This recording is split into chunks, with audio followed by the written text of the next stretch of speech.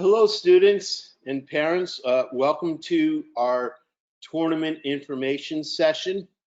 I'm going to leave some time for question and answers, but I'd like to be able to go through with everyone during this session how the tournament's going to work. What are the expectations? What's the format?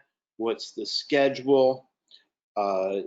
What are the rules that need to be followed? What's the protocol? So let's go ahead and jump right into that.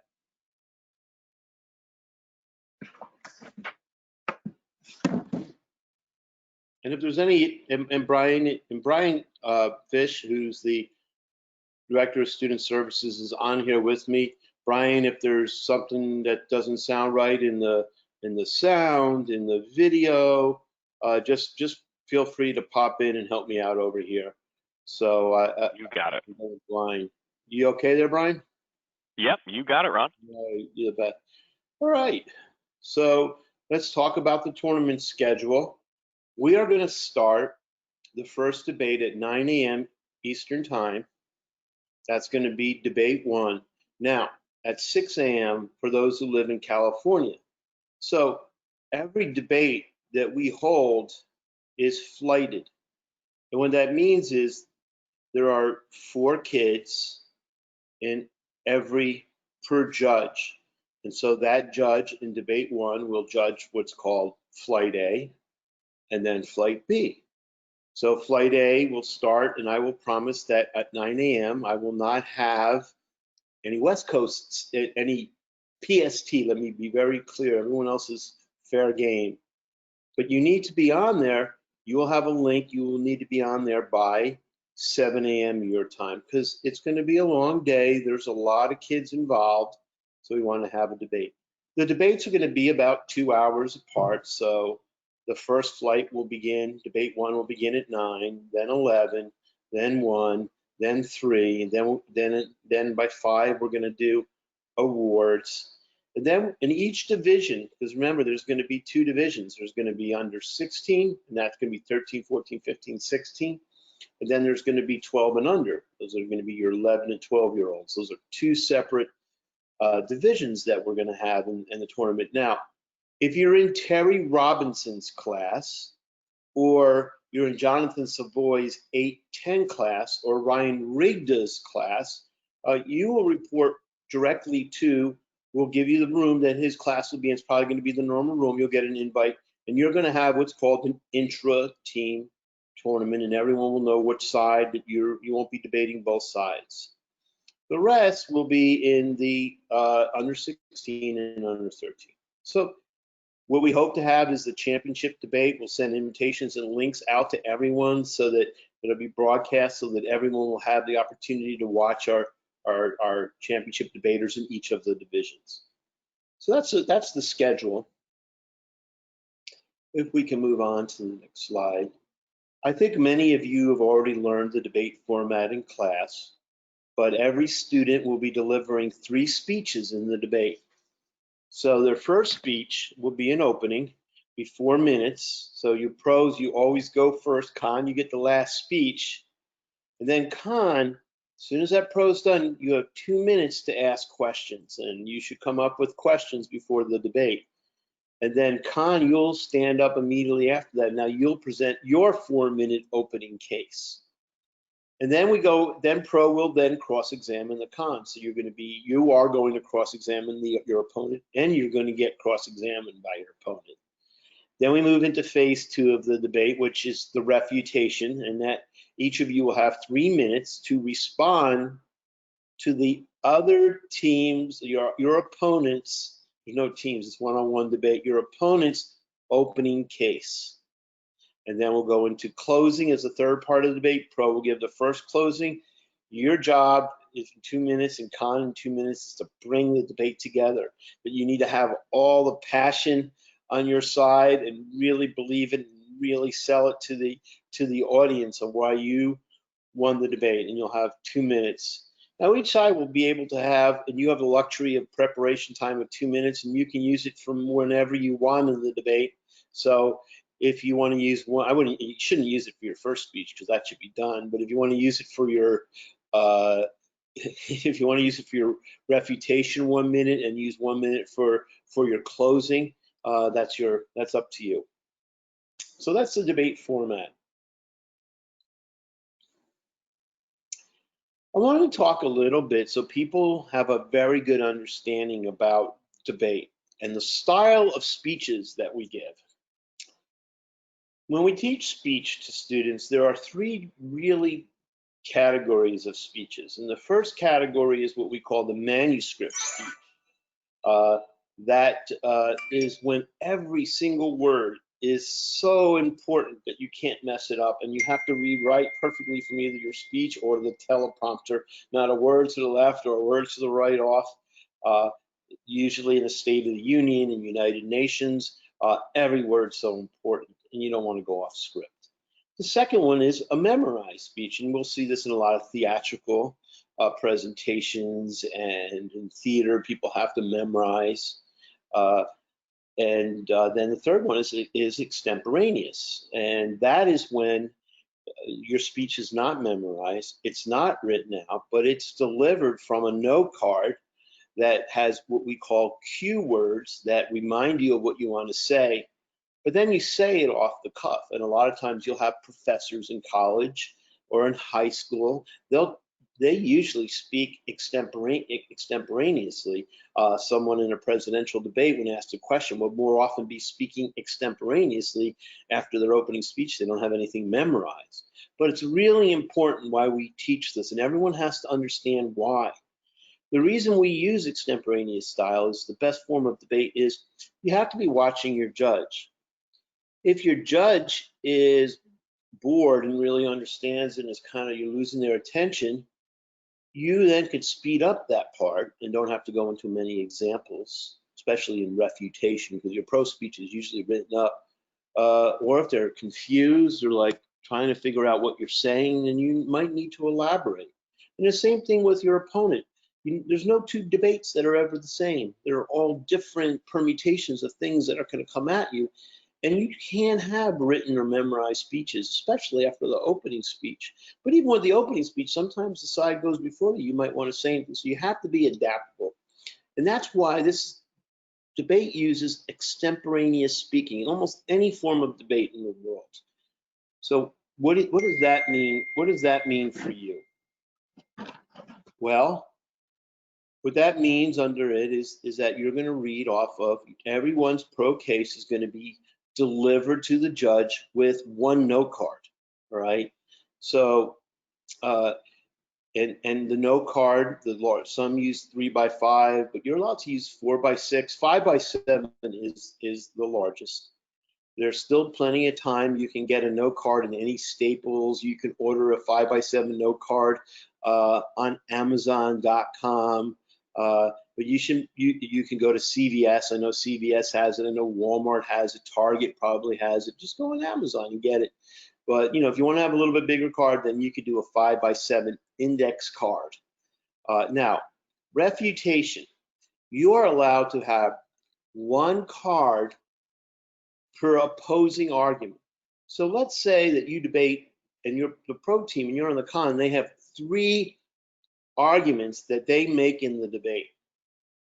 Well, you've been trained when you're writing refutation cards is every card is a different response to a different argument, and you shuffle them around. You might have like 10 cards, and depending on what the other team argues, you pull that card out. For example, if you're the pro and the con argues that decreased police funding is going to lead to increased crime, well, you already have what's called a refutation card. You pull that out, and that's your card to read in the order that they presented. Now here you get to get 1 more card, and that 1 more card that you get in the debate is what's called the note card.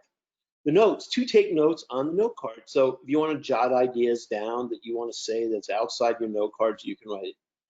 But I know that people have been with me for a while and you've heard the term flow paper, note paper. We've moved away from that. And the reason we've moved away from that is it's very distracting when someone brings up a note paper. Number 2 is you're missing the big picture in debate.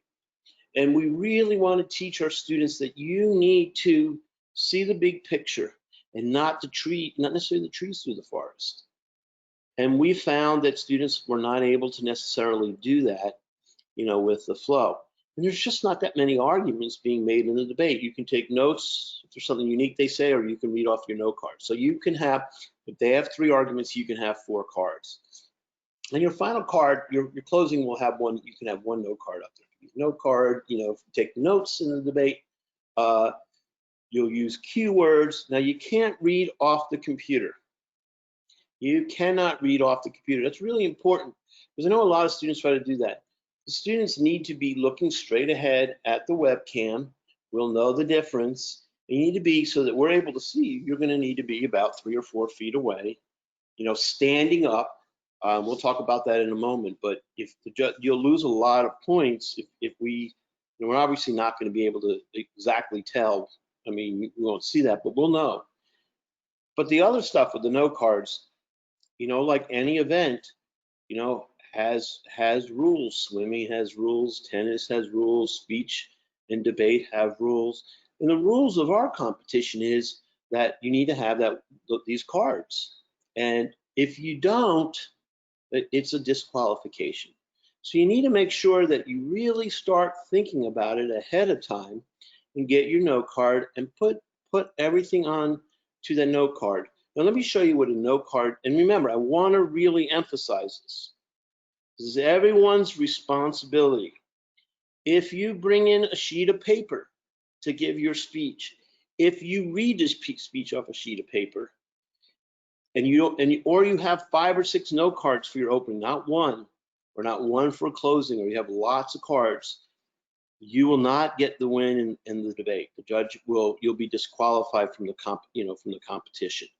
The judge has that power. So I really want to stop and make sure that everyone hears me loud and clear. This is a very important rule in the debate because it's an extemporaneous style of debate. People have 5 days, and we've been talking about this in class. Now let's look at what a note card should look like. This is actually a 4x6 note card. It's not my handwriting. I had Nancy in the office do it, but this is a typical note card that has the opening case on it. So you can see that I have all the elements of your opening speech listed right on this card, and I had enough lines to be able to fit all this information in. We have an opening that has a hook that catches the audience. You want to preview the main points and state your thesis. And then you have 3 reasons that you give, or 3 warrants. In each warrant, you have either evidence or supporting materials. And you say, since I won this argument, it's important because, and you have your impact. So on this note card, we actually have 3 arguments, 3 claims with sub-reasons or supporting materials all on here with the conclusion.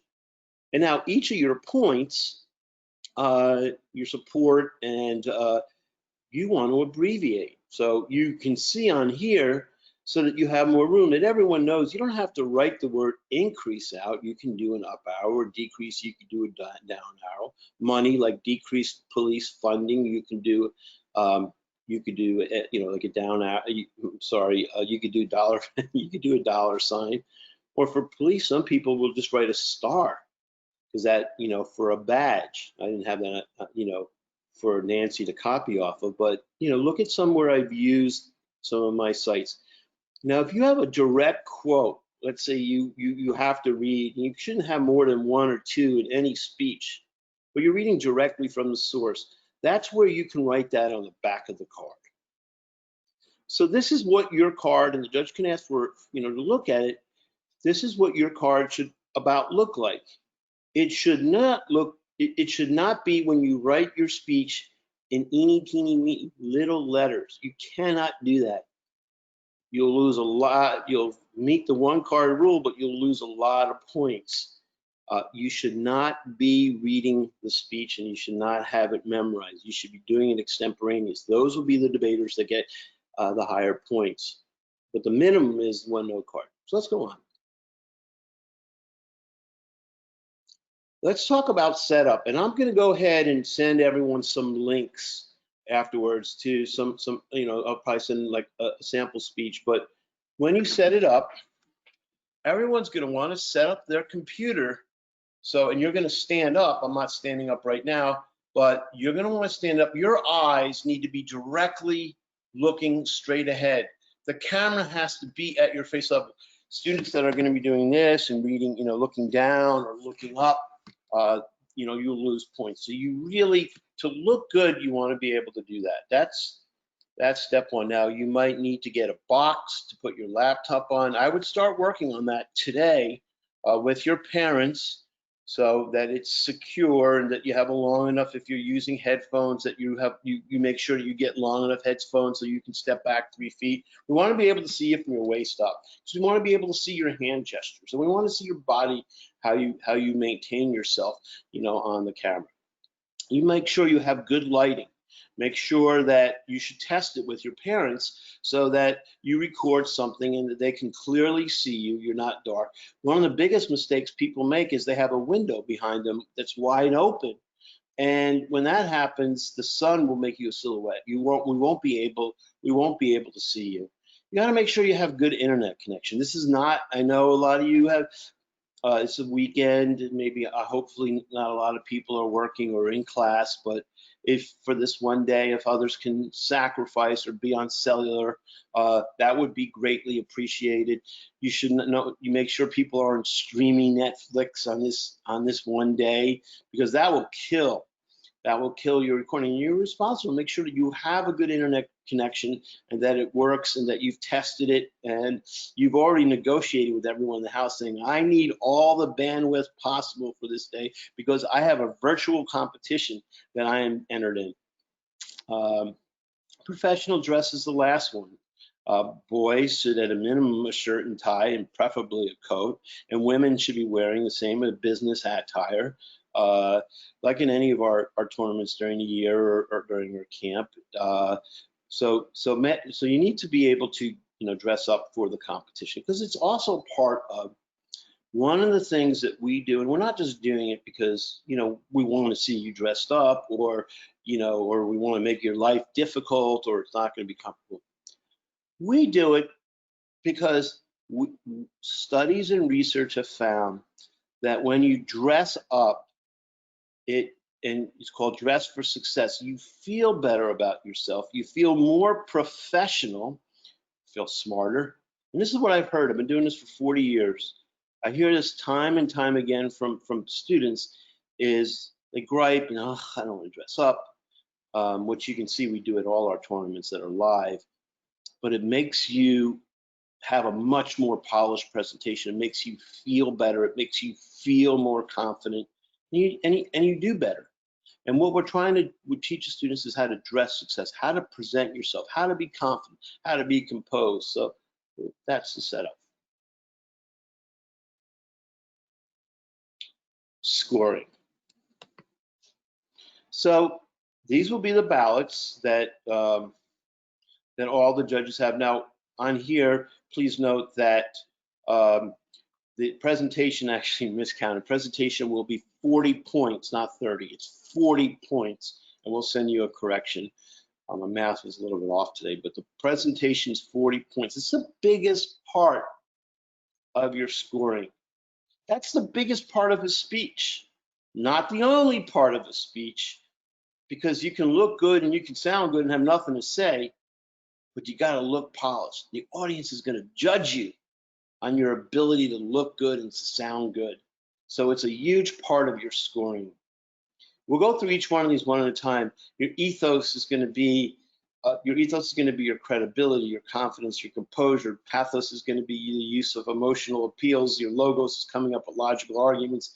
Refutation is your second speech. Are you answering in an orderly manner the other team's arguments?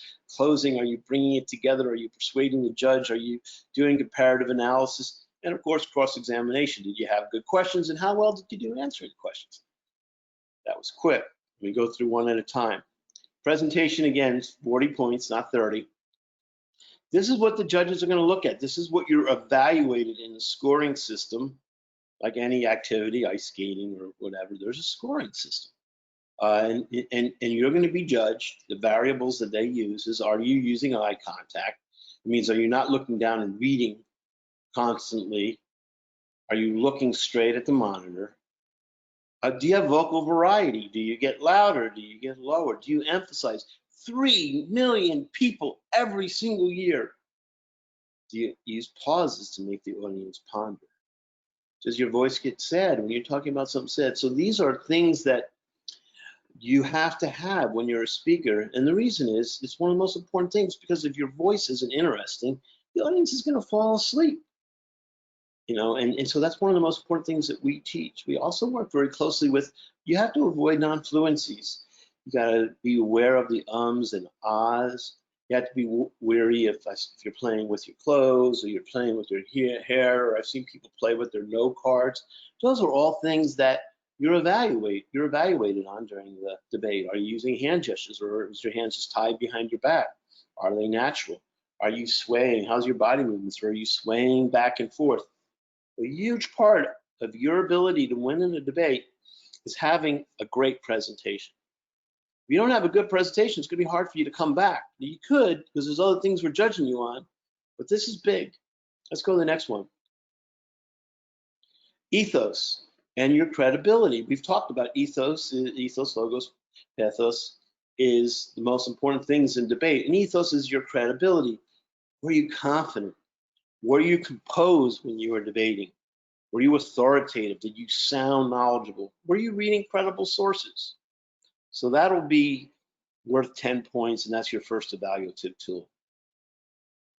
Pathos is the use of passion and emotional appeals, which is huge in this debate topic. I mean, if you're on the pro and you don't talk about, the police brutality or misconduct or the examples like George Floyd, and you don't do it like you care, like you're sad, or you're disgusted, or you want people to have empathy or anger at what happens. So it's an emotional thing that a lot of people are really upset about. And whether this is the side you fall on, debate teaches students how to take both sides, in a political world, even though at one point in your life you probably will, if you're running for office, just take one side. And if you're on the con, you're going to create fear in your audience. Maybe they're going to be afraid, or maybe they're not going to feel safe. But through the debate, these use of trying to evoke emotion is one of the most effective argumentation tools that you can have. And we got to see passion.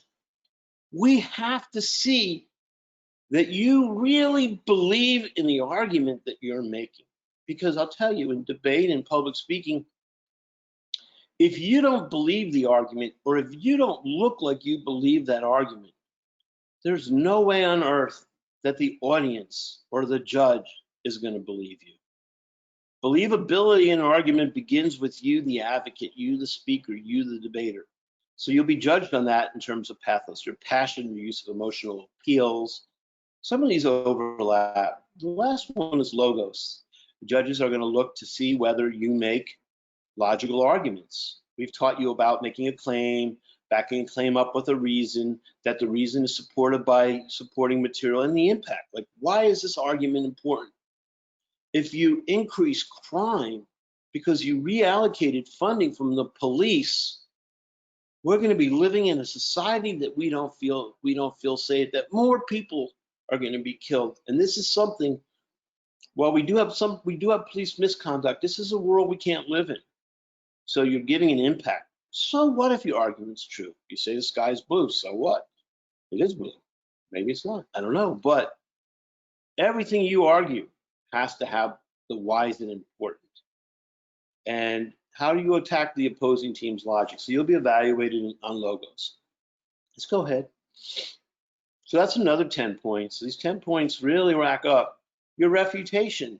We're going to look at, during your refutation speech, were you prepared to answer each of your opponent's arguments? Did you answer them in an orderly manner? Did you signpost? Like, for example, my opponent's first argument is that community service programs will not be successful.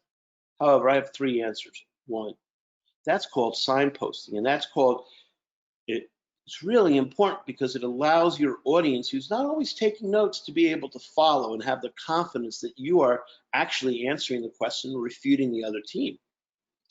And did you make strong counterclaims? What were your arguments? Did you have a strong claim backed by reason and supporting material that defeated your opposing team's arguments? You'll be evaluated that for your refutation speech. Your closing is one of your most important speeches because that's the last thing the judge is going to hear. If you're an attorney, that's your closing to the jury. It's the last thing your audience is going to hear. If you're trying to, if you're on a political campaign, your last few speeches, that's what they're going to remember. It's what's your closing, and even if you don't do well in the rest of the debate, a strong closing can overcome a lot of problems that you might have had in the debate.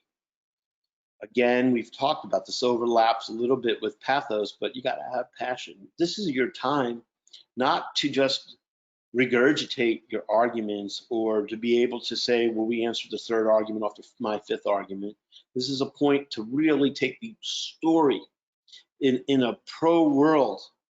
If you vote for the pro, you will have rampant crime running through the street, that you'll call 911 and there'll be no one there to be able to answer your calls, that your life will be in jeopardy.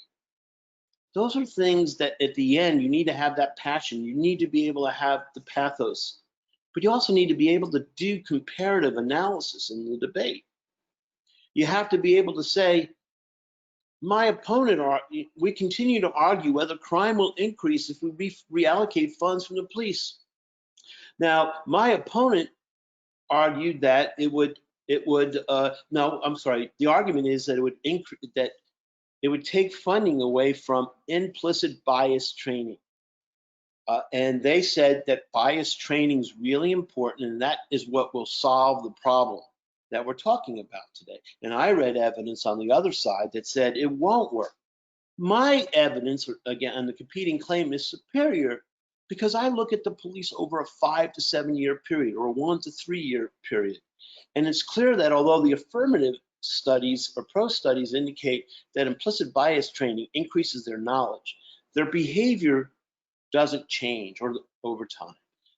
So something like that is what we're looking at, is are you able to compare competing arguments in a debate? And are you able to compare competing values? Because I can promise you at the end of the debate, it's going to come down to, at least on the under 16, not on the under 13, it's going to come down to weighing society of police misconduct and racial discrimination and versus maybe increased crime. You have to be able to say, even if there's more people that might be killed by crime, there might be a higher crime rate, pro has to be able to do a comparative analysis and be able to say, in our world, we can't use people as a means to an end. Even though there's fewer people, we can't adjust society demands that all laws, whether more people die, should be looked at first. Are you able to compare competing values, compare competing evidence, compare competing impacts or values? That's worth 10 points, and that's a really essential thing. Now, the people listening, and there might be some parents in there, and there might be some very young debaters in here. This is a model debate. There's no one that's going to perfect. Maybe there's one or two, it's not me, who's going to perfect all these categories. This is normative. This is kids who've been with us for a few years. These are what we shoot for. We're not expecting you to be perfect. We're not expecting you to reach all these plateaus and all these categories. So I want to make sure that you know that this is what a 10 looks like. But we don't, that's what we're going to work for. And I know that the students who've been with us for year in and year out come back and thank us, because these are the things that they can do without even thinking about it. It just comes natural. And as you learn and evolve, like a musician, someone who plays an instrument or someone who plays a sport, you can't do the sophisticated things right off the bat. There's no way in anything you do. It takes practice, practice, practice, and years of learning and years of experience. This is just the start for you, and I hope you have a really fun time. And at this point, you've heard enough that even if you're not perfectly ready, and I tell my teachers and I've told my students, I've coached for many years, oh, that's the last one, I'm sorry, cross-examination. I've told my debaters for many, many years, I've never seen even the best of champions be 100% prepared. You have to be able to live with the fact that sometimes you're not, you know, but you're going to get out there and you're going to do your best and you're going to have fun, because that's what it's all about. And it's all about learning these skills, like cross-examination. That'll be another 10 points that you'll be able to get in the debate. You should prepare questions. Everyone should prepare questions for when they're on the pro for the con team, when they're on the con for the pro team, and be ready to answer some tough questions. I mean, that's part of debate. You have to be able to answer the tough questions. So that'll be worth 10 points. Brian, I think I hit all the categories, right? Yeah, you did. What's the next slide? I think this is your slide. Yes. Oh, actually, is it still sharing? It looks like it just may have kicked me out here. Let me get back in there. That's okay. Just take your time. We are getting close to the end right now, and we're going to open. We're going to have a little bit over 20 minutes I'm going to let Brian, this is the very last slide. I'm going to let Brian talk about some of these things for a moment. All right. So, what I want to talk with everybody about here is going to be our tournament procedure.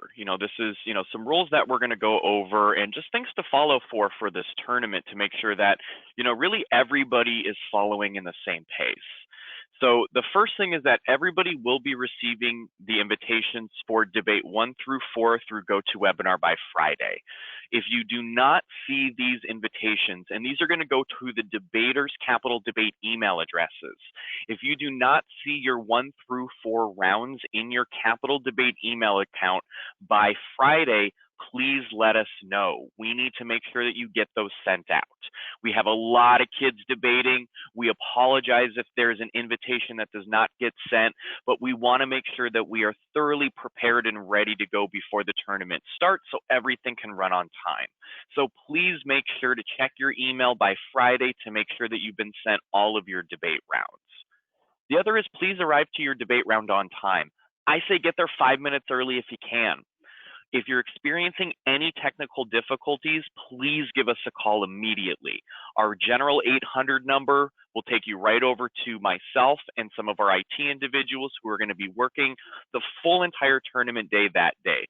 So please make sure that you are on time. Again, arrive about 5 minutes early is what I would recommend. And if you're experiencing any technical difficulties, please give us a call. The other is to always be respectful and courteous. It's a debate. We understand things can get heated sometimes, but we do want to make sure that everybody is being respectful and courteous to all. To your opponents, to your judges, to your parents if they're watching, please make sure that all debaters are being respectful and courteous. We always want to emphasize as well, just like class, to please remain on camera. It's important for us to be able to see you when you're presenting, when you're listening to your opponent speaking. We want to make sure that you are present during the whole debate round. So please make sure that you're on camera. While your opponent is speaking, please mute your microphone. Cross-examination, both microphones will be on as it's a question and answer period. But if your opponent is speaking, delivering one of their 3 speeches, please make sure to have your microphone muted. Last but not least, I think this is the most important part, everybody. Please have fun. Debate is a lot of fun. Everybody, you've prepared so much. You've done such an amazing job over these last few weeks getting ready, and we want you to have fun while doing it. So I always tell everybody, if you're a little bit nervous, take a deep breath. You're not the only person who's doing this for the very first time. There's many of you doing this for the very first time. Take a deep breath, relax, put your best foot forward, and give it all you got, and make sure to have fun. All right, so we're going to go through now our question and answer portion here. So for the questions and answers, I've got some questions that parents have been asking already throughout this chat. But for everybody who's attending, you'll see in the bottom left-hand corner, there's going to be a little icon that has a little question mark bubble in there. If you have any questions for myself and Ron right now, please make sure to go ahead and submit that question, but we're going to go ahead and get started here. So Ron, actually, quick question here that we have for you is for the debate tournament, how we're matching everybody. You mentioned the U13 and U16. Could you clarify that one more time for us and talk about, again, who's competing against who? Oh, I think you're muted, Ron. Okay. And you can go ahead and you don't need to share your screen anymore. Okay, you got it.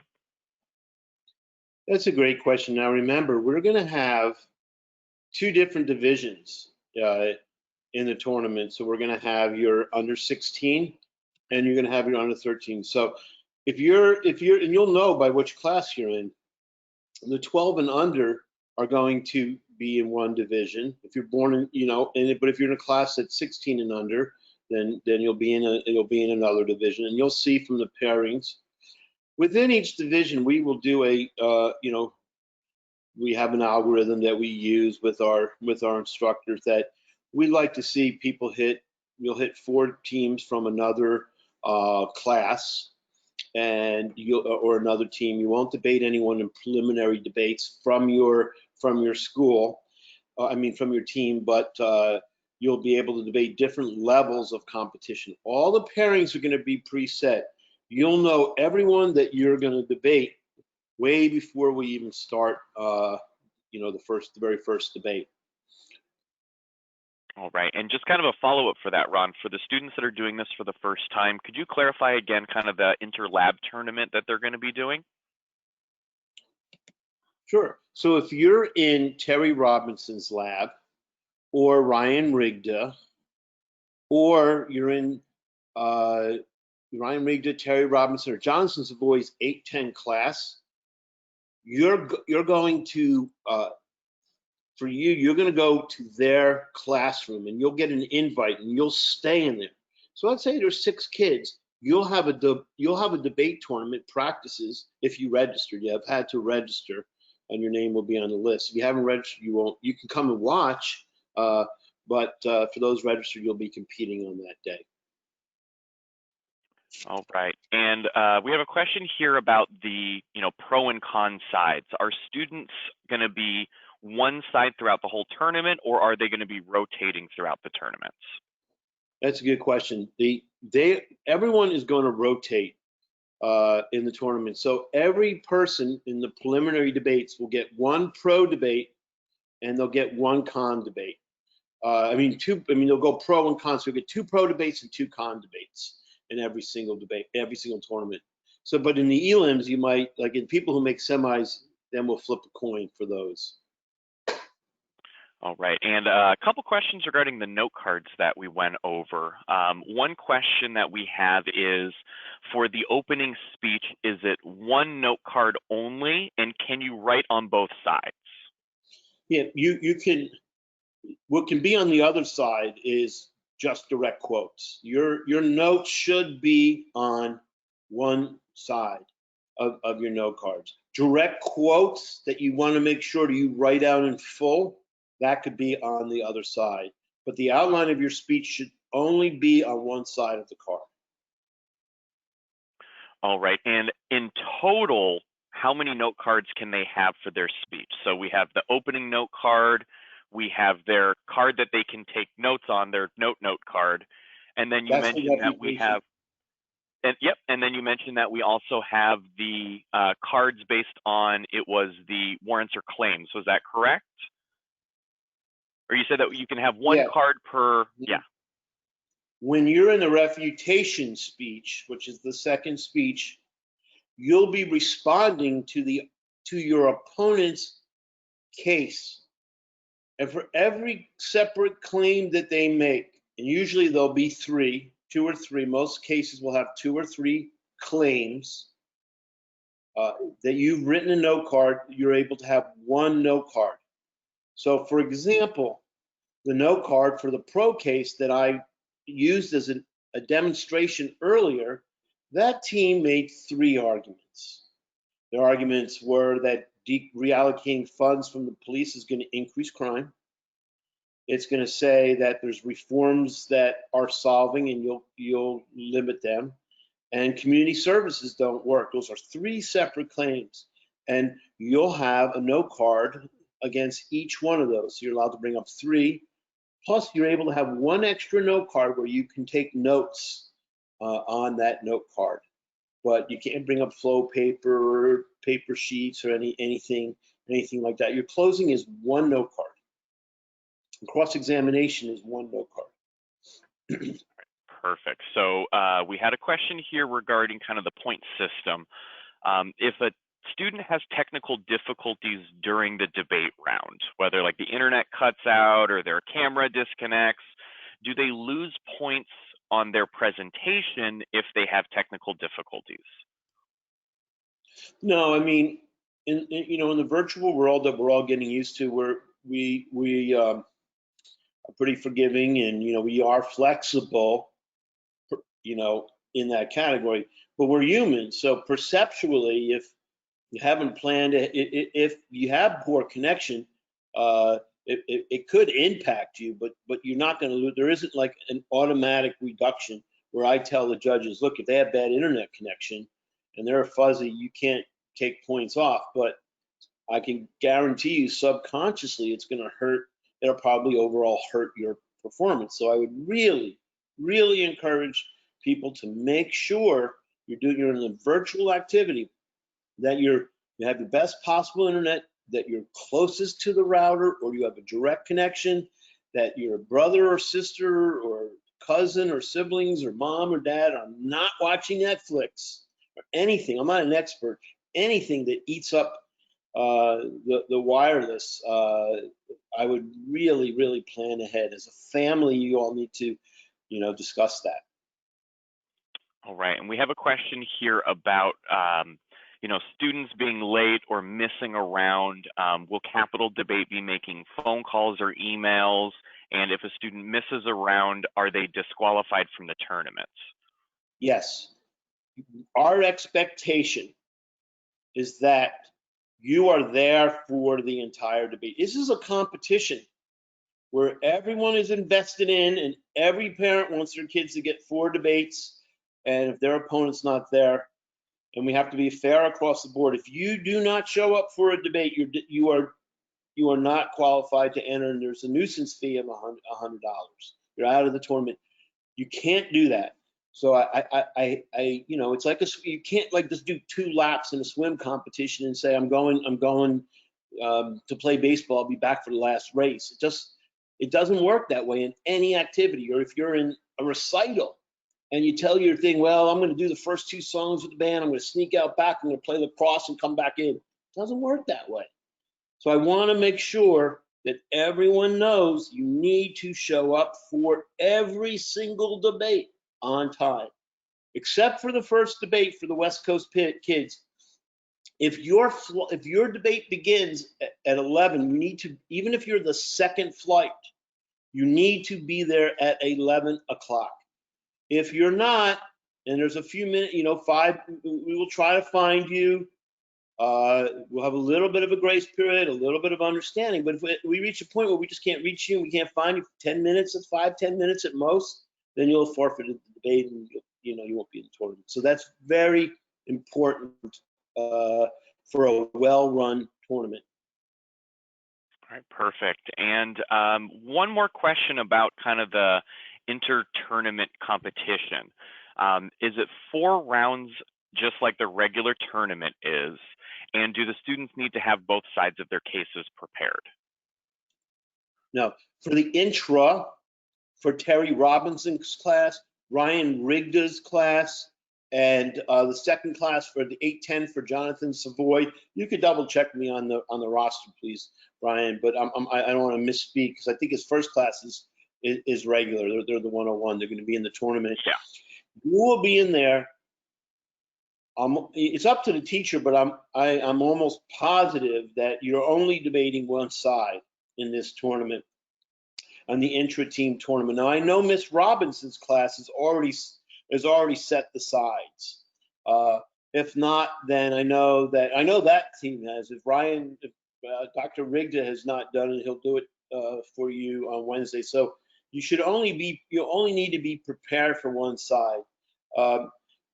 There's again, I don't know if there's going to be 4. It depends on how many people have signed up, but there'll be at least 2 debates, possibly 3, possibly 4.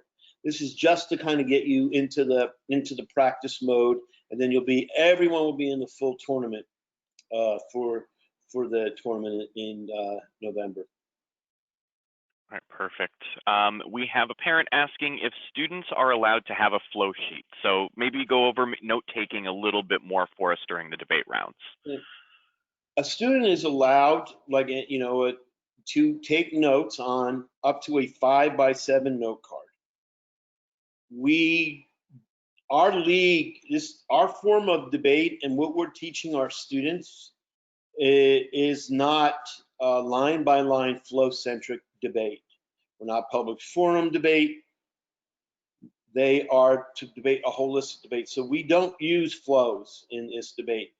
What you need to do is be able to write some things down on a 5x7 card, and you're able to bring it up there. So bringing up notes like on note paper or flow paper, it's just not part of how we debate. We want to make sure that you can see the big picture in a debate and that you can speak well. All right, and we have a parent asking if a student forgot to sign up for the tournament, will they still be able to compete? Do we have sign-ups still open? I mean, right now we've gotten the judges. If you're in that situation, I would let Brian, team at Capital Debate, know immediately, like tonight. I've already hired the judges and set the rooms and set the program, and Amelia has begun pairing. So I don't think so, but we'll put you on. We can put you on a wait list, but again, I can't make any promises. The deadline was last Wednesday, and we've been spending all weekend setting up the tournament. So just let us know, and we'll put you on a wait list. That's the best we can do.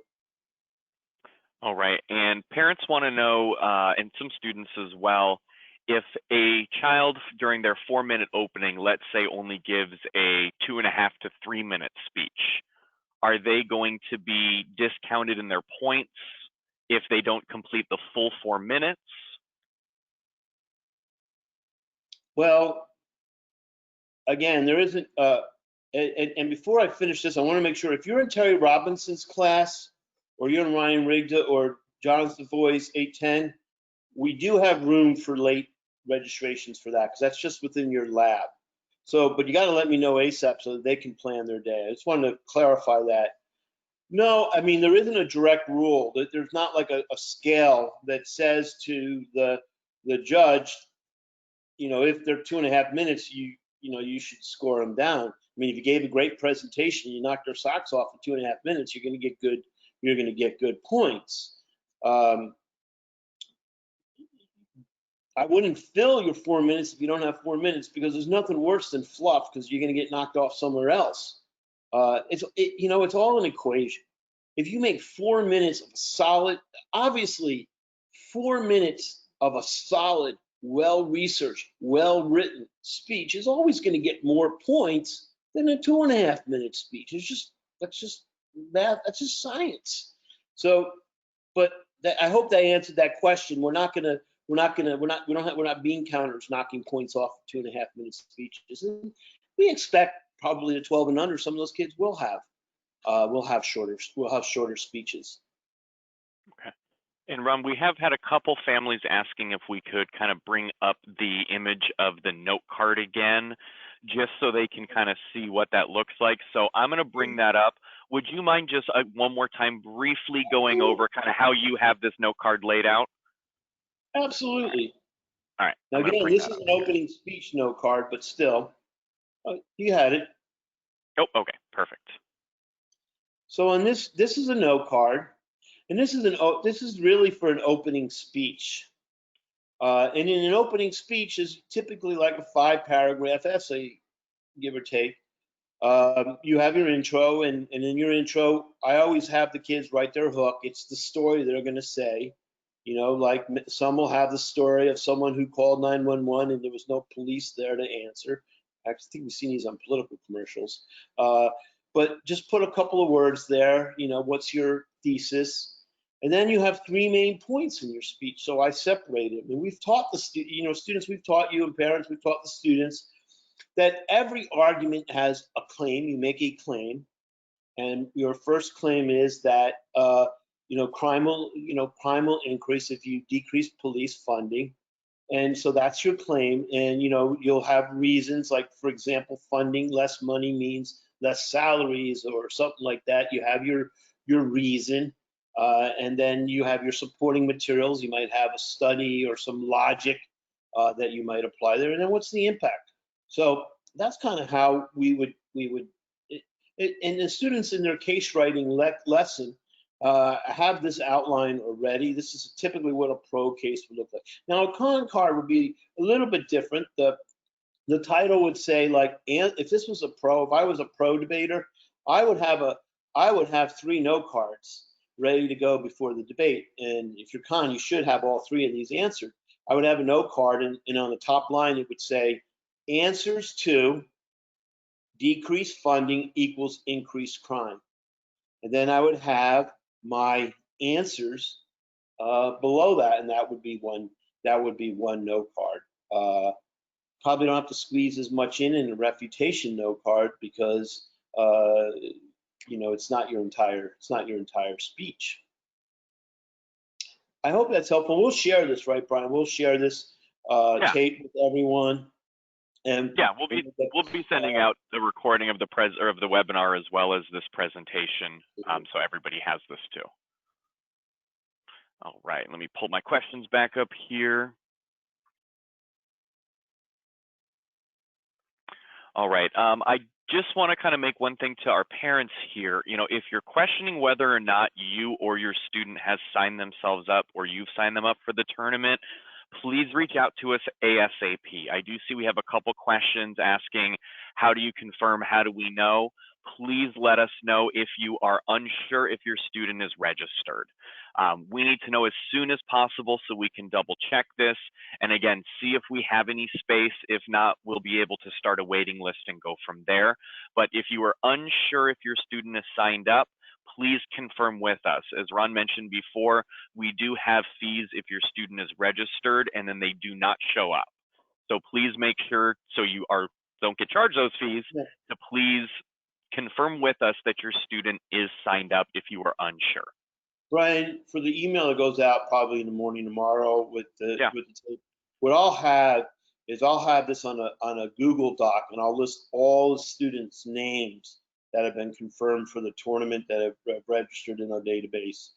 And then you can share that with parents.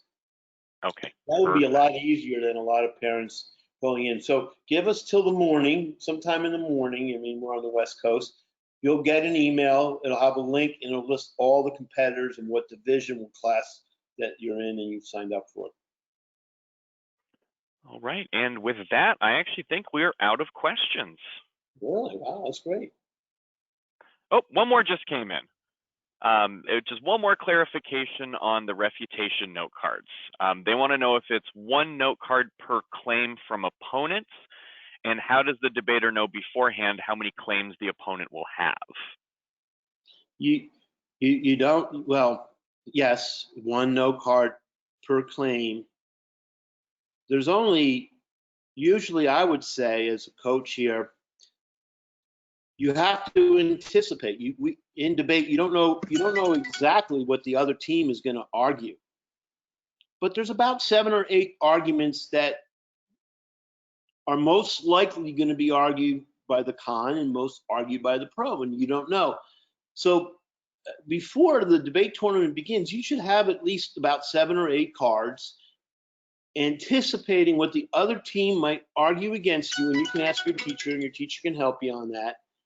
So you would have 8 cards, but when you get into the debate, opponent X might only, well, they're not going to make 8. There's not enough time for them to make 8 arguments because they have to be developed arguments.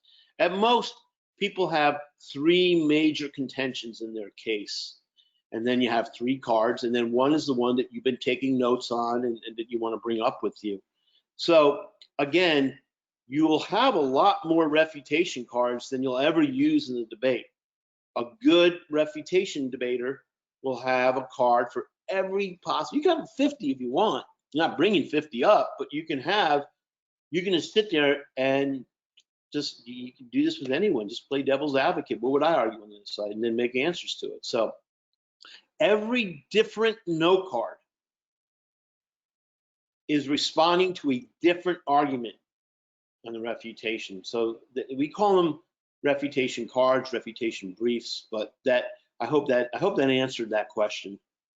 Yeah, and Ron, the instructors will be talking to the kids about that in these classes over these next few days as well. They're going to go over, just to make sure the kids are clear about the note cards and that they understand how to format their note cards. That's a good question. The teachers will spend about the first 15 minutes of class talking about the procedure for the tournament and what they need to bring.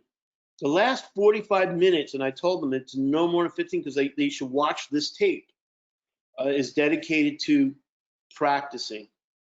We have to save at least, get everyone standing up and speaking and getting feedback. So we'll kind of implement them into the practice debates. Mm-hmm. And obviously, if you are you're debating, that will be first priority. If you're not, we will be debating the similar topic because there's, for the next tournament, because it's way too difficult for these students to be able to get up to speed so quick. And they put so much work into this topic that I know a lot of kids have said that they want to continue on with it. So you will get time to practice this, even if you're not signed up for the tournament. All right, perfect. And I do see that we have some parents asking very specific questions about their students. If you have any specific questions about your student, their class, their teacher, anything pertaining to them, we are going to try to limit, our questions and answer here to more general questions to help out all of our parents attending. But send us an email, team@capitaldebate.com. We will make sure that we get to that. If you have these questions, send it to us here. Don't send it to your coach. Don't reply to, one of the mass emails that have come out. Please make sure that you send it to team@capitaldebate.com so we can get your questions answered immediately. Everything you ever email, even if you have the teacher's email, CC us, because it's not, the coaches, like in any sport or anything, they're all full-time teachers. Or they're full-time students, or they're full-time something. This isn't their, so we're here full-time to answer stuff. So sometimes they might miss it, they might not get to it, and I don't want parents or students to be upset. So if you CC us, we'll make sure on Team at Capital Debate that your answer is answered. Your question is answered. All right. Actually, you know what? It looks like that was the last question that we had. Now, and I know it's 5 o'clock, so we got at that right time. Well, 8 o'clock. Let me make a closing remark, because I think this is really important that everyone understand. We've been doing this for a long time. Like I said, my first debates were in the 70s. I've watched debate grow. I've grown with it. I've never met a debater who's fully ready. I can guarantee you this is the week. I can bet you every dollar in my pocket, this is the week that your student's going to say to you, I didn't learn that. I'm not ready. Or my teacher, no, we're not ready. I'm not doing it. It happens all the time. You get nervous. I get nervous before a debate. Although, if I have a debate in the community, it's okay. It will work with you. Remember that this is just the first tournament of the year. We have weekend workshops. We'll be debating the same topic in November. You might not have your refutation card set. That's okay. You'll just have to speak off the cuff in the tournament, or you'll have a couple-minute speech, or you'll have a 30-second closing. It's okay. It's okay. We're not going to the Super Bowl of debate. And I want people to know that, because I know this is when people get anxious and they really feel like, oh my God, the teacher didn't get me this, or the teacher didn't teach my kid this, or they don't have a case, he's horrible, she's horrible. No, there's only so much we can do, and it's a progression of learning. And as the students work harder and they're involved with us more, they start to be able to do these things more and more on their own with expertise guidance. So please, before you jump to the gun, I want parents and students to think about it. You're ready. You've heard about the topic. Prepare as much as you can and show up and have fun. and there's going to be plenty of time for debaters to get feedback. The number one priority is not winning. The number one priority is you learning. That's why you come to us. And if we do outside tournaments against other people, that'll be a different thing. So please, let's all relax. Let's have fun. We'll be here for you. And I can't wait. This has been such an amazing group, and I'm so excited for Saturday. We're here for you. Brian, I think I'm done what I have to say. I can't wait for Saturday. Yeah. Me too. I can't wait. It's going to be an amazing time. If you have any questions, you need any assistance, send us an email, team@Capitol Debate. Give us a call, 800-450-5012. We're here to help you. If you don't reach one of us right away, please leave us a voicemail. We will get back to you as soon as we can, but we want to make sure that you have your questions answered. Just like Ron said, I've seen debate over the last 16 years since I was a debater in high school grow and change, and I still get nervous. Just like Ron, I've been doing this for many years. Nerves are something that we can all get past. You just need to show up, put a smile on your face, have fun, be passionate, and make sure that you're making the most of this. It's not the end of the world if you have a shorter speech. It's not the end of the world if you don't have one of your note cards. You're lucky. This is the day and age where everything can kind of fit in the palm of your hand. When I was in debate, we were lugging totes with a piece of evidence for every single argument that you could think of across the sun, back and forth across college campuses with 5 minutes in between your debate rounds, no time in the middle to prepare. You have time. Take the feedback that the instructor gives you after your round and use that to make your case better for the next. You have time in between. If there's anything you need, give us a call, send us an email. We're here to help and support, but have fun and enjoy. We're proud of this group, and I've been watching it very carefully. You're all looking really great, and let's have a great week. And thank you all. We'll send this info out to you. Have a great night, everybody. Bye-bye. Bye-bye.